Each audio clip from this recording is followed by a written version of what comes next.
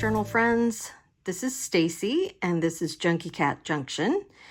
And if you are new to my channel, welcome. If you are dropping in on this video because you've been here before, then welcome back. I really appreciate you being here.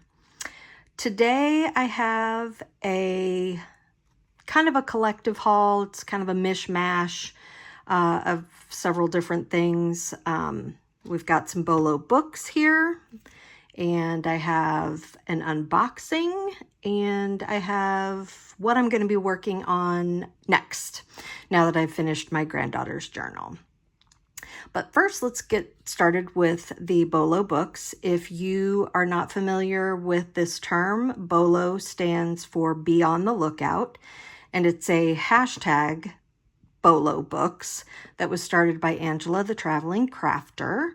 I will link her channel below, and it's just a way for us to search on YouTube and see what books all of us junk journalers are kind of looking for and to be on the lookout for them. So first, I have a couple of books that I purchased from sellers on Whatnot, and this first one is called The Black Apples Paper Doll Primer, Activities and Amusements for the Curious Paper Artist, by Emily Winfield Martin. And I thought this was descriptive for the curious paper artist. That's what we all are here in junk journal land. So when I saw this, it was unlike any paper doll book I'd ever seen before. And I think you'll understand why. It's a little off kilter, and it's kind of artsy in the way that some paper doll books aren't. But I will start turning the pages and give you a look-see as to why I consider this a Bolo book. First, I wanted to just read this little paragraph right here. It says, "To cut or not to cut." And I think this is something we struggle with in the junk journal community, or maybe we don't struggle with it, but maybe we feel some guilt from time to time about cutting up books. But she says, first, let's talk about the whole cutting up the pages aspect of this book. I believe that beautiful things are made to be used. I drink from my prettiest teacups every day. I write on, rather than hoard, my prettiest stationery. Oops. And I attempt to fearlessly cut into precious yardage of completely irreplaceable vintage fabrics. But in the spirit of total and complete honesty, I have to tell you that it wasn't always this way. So basically, the author of this book is describing things that I'm sure we all think about from time to time, like, oh my gosh, I will never find this piece of fabric ever, ever, ever, ever, ever, ever again. How can I possibly let go of it? And if you're selling junk journals, sell it to someone else and therefore never see it again. And same with cutting up books. I personally don't have a problem with it, but I know some people do, and I know some folks who may be new to junk journaling probably cringe at the idea, or may cringe at the idea of cutting up a book, but it's one of the ways we get all the good paper. So anyway, let's flip through this a little bit. So she talks a lot about tools for paper doll making, the cutting tools and so forth. And yeah, so there are several different dolls. Here's Cora and Stella and Henry, Kat and Sylvie, Eleanor, Rose, Tom, Oliver, Jane, and Baby, Hazel and Olive, who are conjoined twins. I bet you've never seen that in a paper doll book before, but talk about being inclusive. And then there's Nate, Boris the bear, Alice, and it has really cool descriptions of the dolls and, you know, what their personalities are like. Then there's Jack and Violaine, Ghosty, Hedgie, and Onion Head. And then we go to the clothes. So there's Cora's clothes, Stella's clothes, Henry's clothes, Kat's clothes, Sylvie, Eleanor, Rose, Tom, and you can kind of get a sense of their personalities just by the clothes that are available for them to wear. Oliver, Jane, and Baby, Hazel and Olive, Nate, Boris, Alice, Jack, Violaine. Violaine is, she's probably closest to my spirit animal here. I was a little goth back in the day, or as we called it, punk back in the day. Yeah, and then it comes with scenes that you can cut out and stage the paper dolls in these different scenes, which I think is really, really cool. And, you know, clearly I'm probably not going to cut these up and use them as paper dolls. I originally thought I would get this for one of my granddaughters for her birthday, but I just don't think I'm going to. Or if I do, I'll order it again off of eBay or something like that, or someplace like that. And then there's instructions for how to create a paper doll theater and different, you know, architectural elements for the theater. So yeah, it's just a really cool book. And I think the pages themselves would be good for, you know, for junk journals. And then of course the dolls are amazing. They're so cool. Oh yeah, here's different like hairstyles and what do I want to say, accessories for them.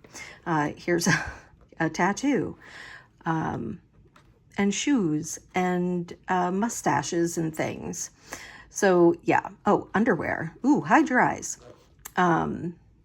Glasses. A luchador mask. I mean, come on. This is just amazing. And then here's some more clothes in the back. And then the patterns even are really cool. I mean, these would make great little paper clusters in a junk journal.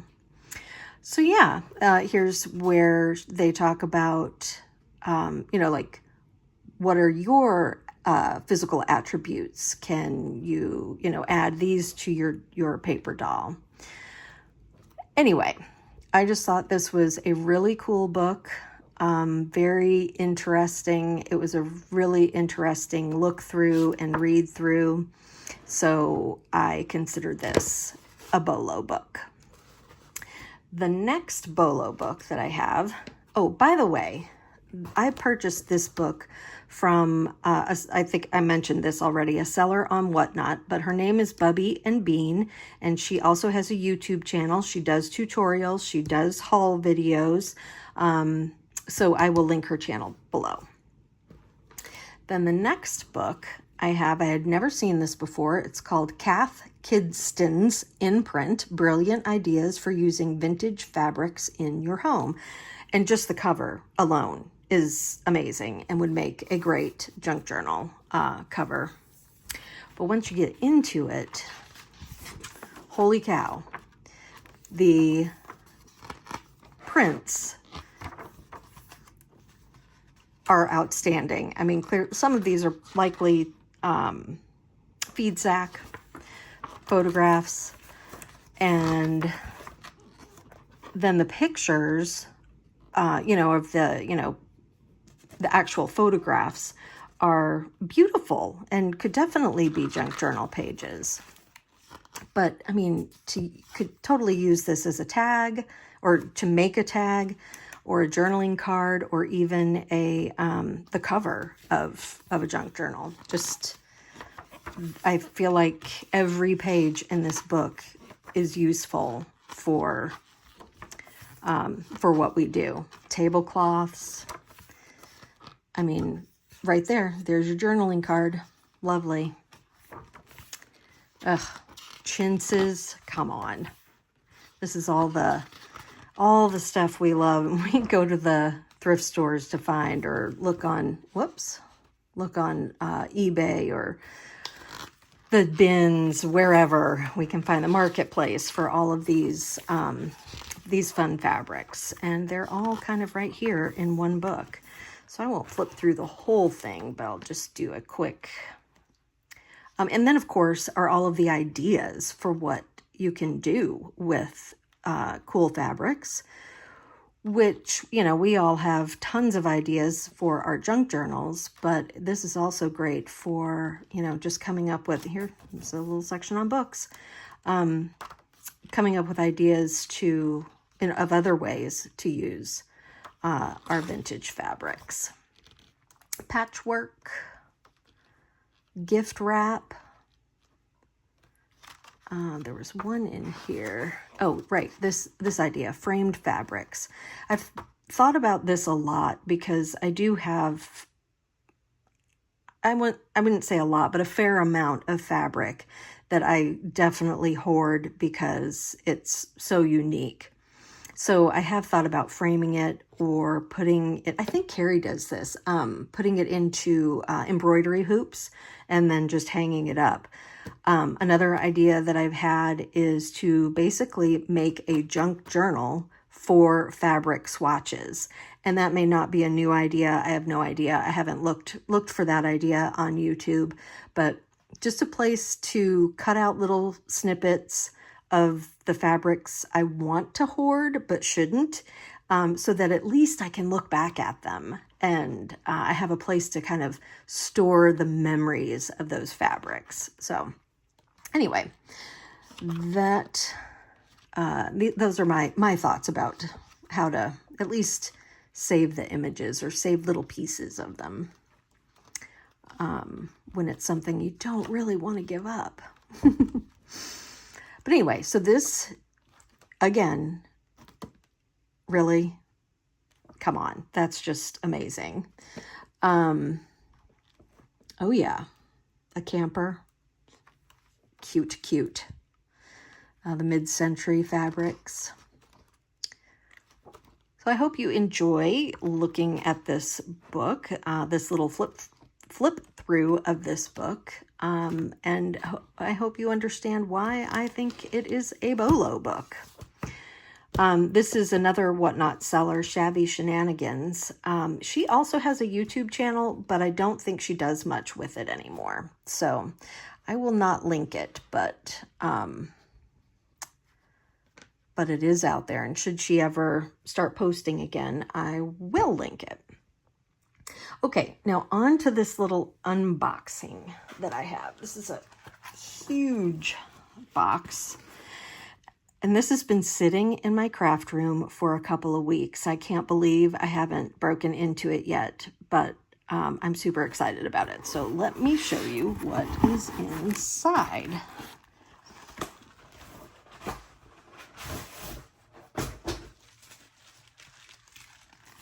First of all, the packaging is super cute. And I think it came from far away, and that's why it's a little disheveled, why it's seen better days. But I think I might cut this masking tape off and try to use it. So I have never found any of these in the wild, and I was kind of sick and tired of not finding them in the wild. So I bit the bullet and I ordered this pile, oh my gosh, I'll never get it right, of Daphne's Diary magazines. This was a splurge for sure, which is why I would have much rather have found this in a thrift store, but since this doesn't appear to be something that people buy and then donate in my area, I decided to make the splurge, and the actual prices of the magazines weren't that bad. It was the shipping, and that really caught me off guard. I won't even tell you how much it was because it's sort of embarrassing, and I didn't really even notice it until I was checking out, and I was like, whoops, okay, well, I've come this far, so I'm just going to keep going. But again, I think these did come from overseas. I can't remember where these are published.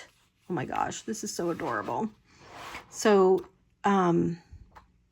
most of you have probably seen these on other people's channels, and folks who have been lucky enough to actually haul them from a thrift store, or even I think they carry them at some Barnes and Nobles, but I've never seen them at my Barnes and Noble either. So here I am spending my money, spending it on Daphne's Diaries, but I have a feeling I will think it is worth it. Oh my gosh, that is lovely. Oh, so cute. Oh my gosh, look at those numbers. Oh yeah, those are, well, wait a minute. How do you decide? Are you cutting out numbers or are you using this page? Decisions. Same with this. Well, I probably won't use these cutouts, but that page is gorgeous too. So let's see. I got the number 4, number 5. It's this one. Number 4 and number 5 of 2024. And then number 4 and number 5 of 2025. So they are a little older, but that's okay. It doesn't matter. It doesn't matter. Look at that. That is just gorgeous.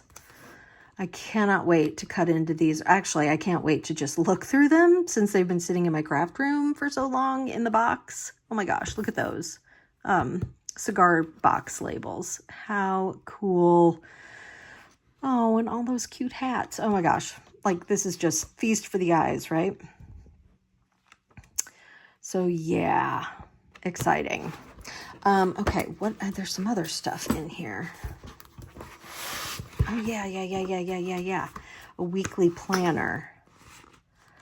I am not a planner girl. I'm not even a journal girl. I just like making them and giving them to other people. So these will likely become pages in other people's junk journals.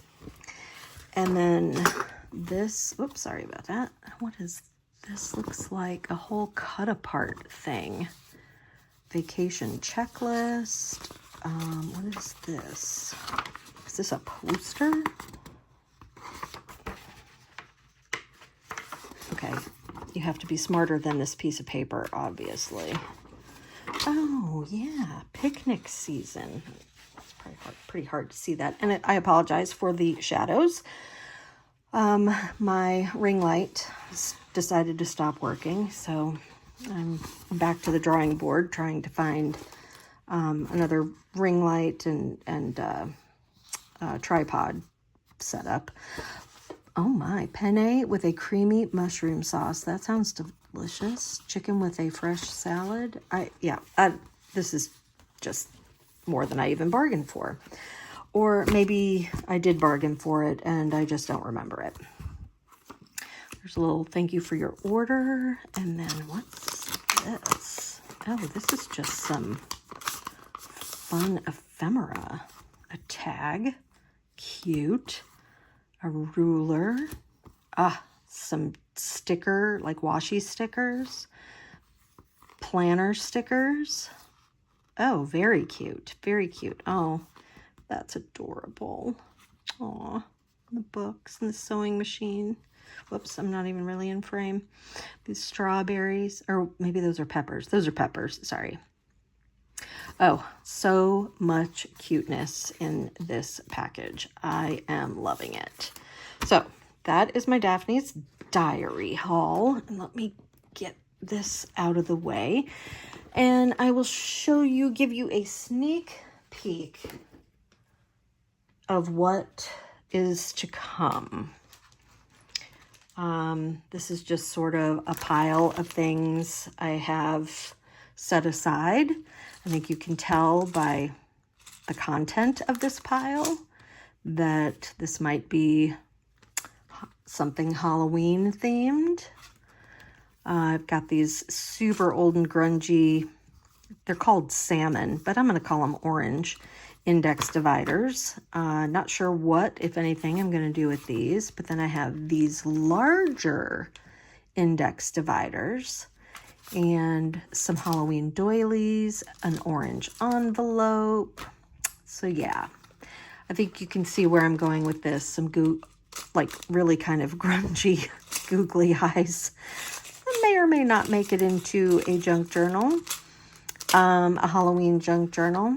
So yeah, this is where I'm headed next, is Halloween. So be on the lookout for more videos, maybe some process videos, maybe some, I wouldn't call them tutorials, but maybe craft alongs, as I start to work on this. I'm formulating my ideas right now, so we'll see what comes next. So anyway, that is what I had for you today. I really appreciate your time, and if you wouldn't mind, please like, please subscribe, and until the next time, I hope your days are full of junk and journaling. Thanks for watching. Bye.